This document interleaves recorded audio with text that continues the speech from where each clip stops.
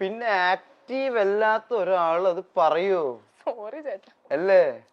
അപ്പൊ അത് പിന്നെ എടുത്ത് ചോദിക്കേണ്ട കാര്യം എന്താ? ഒന്നെങ്കിൽ നിങ്ങളെ ബമ്പിളിൽ ഉണ്ടായിരിക്കണം, അറിഞ്ഞിട്ടും ബമ്പിൾ തുടങ്ങാതിരിക്കുന്നതാണോ? പിന്നെ ആ കൂട്ടുകാരി എന്തിനാണ് അങ്ങനെ ചോദിക്കുന്നത്? അപ്പൊ കൂട്ടുകാരി ചോദിക്കുന്ന ചോദ്യങ്ങളൊക്കെയാണ് ഇവിടെ ഒന്നും ചോദിക്കണം. അല്ല, എന്റെ അടുത്ത് ഇങ്ങനെ പറഞ്ഞു ഷൈൻ ചേട്ടൻ നല്ല ആക്റ്റീവ് ആണെന്ന് പറഞ്ഞു. നല്ല ആക്റ്റീവ് ആവെന്ന് പറഞ്ഞു കഴിഞ്ഞാൽ എന്നെ കണ്ടിട്ടുണ്ടോ? ബമ്പിളില് അല്ല, എന്നെ കണ്ടിട്ടുണ്ടോ തന്റെ കൂട്ടുകാരി? ഇല്ല. പിന്നെ എങ്ങനെ ഞാൻ നല്ല ആക്റ്റീവ് അല്ല, ആണെന്ന് ഞാൻ പറയും? ഷൈൻ ചേട്ടന്റെ മൂവീസ് ഒക്കെ കാണുമല്ലോ. എന്താണ് ബമ്പിളിൽ നല്ല ആക്റ്റീവ് എന്ന് പറഞ്ഞാൽ? മെസ്സേജ് അയക്കണേ റിപ്ലൈ ചെയ്യണോ? ചിലപ്പോ അതായിരിക്കും നിങ്ങൾ. അപ്പൊ ഓള് അങ്ങനെ മെസ്സേജ് അയക്കണോണ്ടാണല്ലോ ഞാൻ റിപ്ലൈ ചെയ്യണത്. ചിലപ്പോ അതായിരിക്കും. പിന്നെ ഞാൻ നേരിട്ട് കണ്ടിട്ടുള്ള എന്റെ ആക്റ്റീവ്നെസ് കണ്ടിട്ടില്ലല്ലോ. ഇല്ലല്ലോ. പിന്നെ ഈ നല്ല ആക്റ്റീവ് ആണെന്ന് ഉദ്ദേശിച്ചത് എന്താ? ചിലപ്പോ. അപ്പൊ ചോദിക്കേണ്ടവരോട് മാത്രം ചോദിച്ചാൽ മതി അങ്ങനത്തെ കാര്യങ്ങൾ. സോറി ചേട്ടാ. ഞാൻ ഓൾറെഡി ആക്റ്റീവ് ആയിട്ടുള്ള ഒരു സാധനമാണ്, ഞാൻ ഓൾറെഡി പറഞ്ഞിട്ടുണ്ടല്ലോ. പിന്നെ വെറുതെ ഇത് ചക്കയാണോ എന്ന് കുത്തി നോക്കേണ്ട കാര്യമില്ല. കാണുമ്പോഴേ അറിയാമല്ലോ ചക്കയാന്ന്. മനസ്സിലായ? ചക്ക കണ്ടാ അറിയില്ലേ അത് ചക്ക തന്നെയാണോ എന്ന് കുത്തി നോക്കുമല്ലോ. സോറി ചേട്ടാ. എന്റെ കൂട്ടുകാരിയുടെ അടുത്ത് പറഞ്ഞേക്കും, മേലൊക്കെ മെസ്സേജ് അയക്കരുന്നു.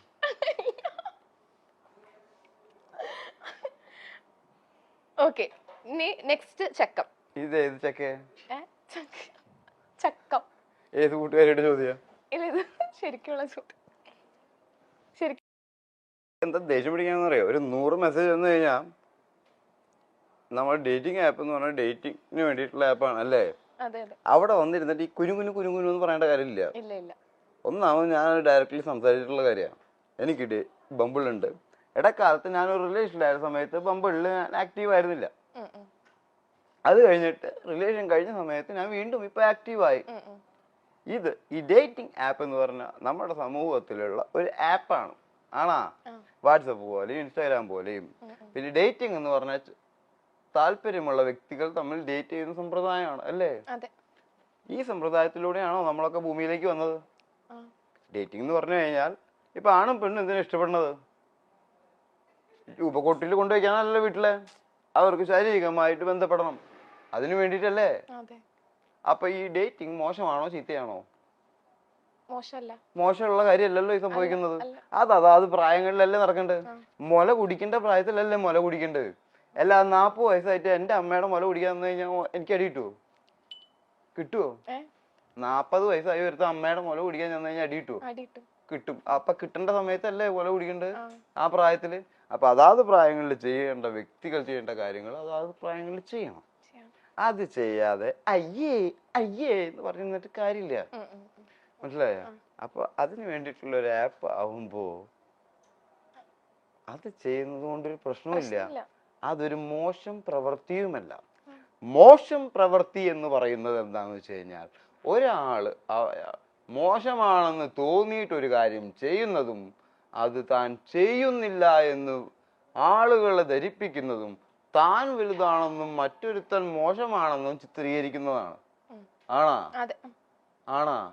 അപ്പൊ ഒരാളൊരു കാര്യം ചെയ്യുന്നുണ്ടെങ്കിൽ അത് തുറന്നു പറയുന്നുണ്ടെങ്കിൽ അത് മോശത്തരമല്ല. അത് പറയാതിരിക്കുകയും അത് ചെയ്യുന്നതുമാണ് മോശത്തരം. മനസ്സിലായ? ഓക്കെ, നെക്സ്റ്റ് ചക്കം. സ്വന്തം ഇന്റർവ്യൂ കണ്ട് ഒറ്റയ്ക്ക് ഇരുന്ന് ചിരിച്ചിട്ടുണ്ടോ? ഉണ്ട്. ഏത് ഇന്റർവ്യൂ ഏറ്റവും?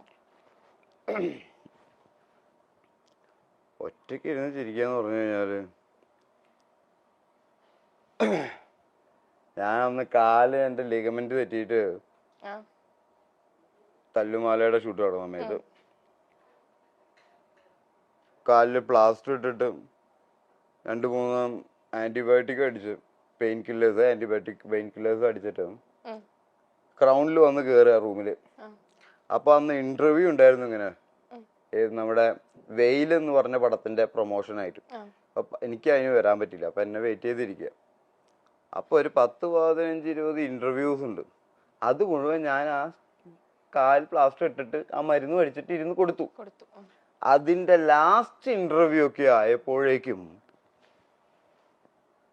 എന്റെ നോർമൽ അല്ലല്ലോ നിന്റെ നോർമല് എന്നുള്ള രീതിയിലേക്ക് എത്തി എന്റെ സംസാരം.